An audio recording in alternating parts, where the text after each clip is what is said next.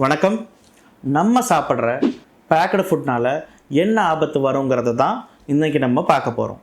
மோஸ்ட்டாக இருக்கிற எல்லா பேக்கடு ஆர் ப்ராசஸ் ஃபுட்டில் சோடியம் நைட்ரேட் அண்ட் நைட்ரைட்ஸை தான் ப்ரிசர்வேட்டிவாக யூஸ் பண்ணுறாங்க.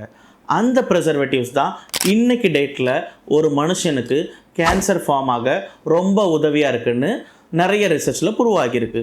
இது போக artificial flavours and colours use பண்ணுறனால பல பேருக்கு அலர்ஜிக் இஷ்யூஸ் ரொம்ப அதிகமாகவே வருது. அண்ட் நிறைய குழந்தைங்களுக்கு அவங்க அம்மா கருவில் இருக்கும்போது ரொம்ப அதிகமாக பேக்கடு ஃபுட் சாப்பிட்றதுனால குழந்தைங்க ஹைப்பர் ஆக்டிவாக பிறக்கிறாங்க. இது மட்டும் இல்லாமல் எல்லா பேக்கடு ஃபுட்லேயும் அதிகமாக உப்பு, சர்க்கரை, அன்ஹெல்தி ஃபேட் யூஸ் பண்ணுறதுனால தான் இன்றைக்கி டேட்டில் அதிக பேருக்கு high blood pressure, diabetic, heart disease, high cholesterol and fatty liver detect ஆகுது. இன்னும் ஃபுட் ப்ராசஸிங் பண்ணுறனால அதில் இருக்கிற vitamin, minerals and fibers nutritional deficiency ஃபுட்டாக மாறுது.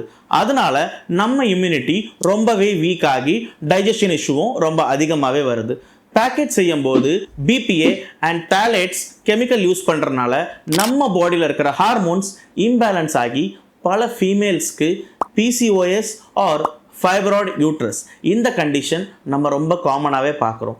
இது மட்டும் இல்லாமல் இந்த ப்ராப்ளம்னால தான் இன்றைக்கி டேட்டில் பல பேர் இன்ஃபர்டிலிட்டி அப்படிங்கிற ப்ராப்ளம்னால குழந்தை இல்லாமல் நிறைய பேர் கஷ்டப்படுறாங்க.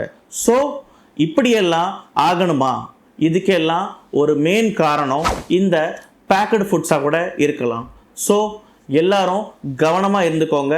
பேக்கடு ஃபுட்ஸ் எவ்வளோ முடியுமோ அவ்வளோ அவாய்ட் பண்ணிக்கோங்க. நன்றி.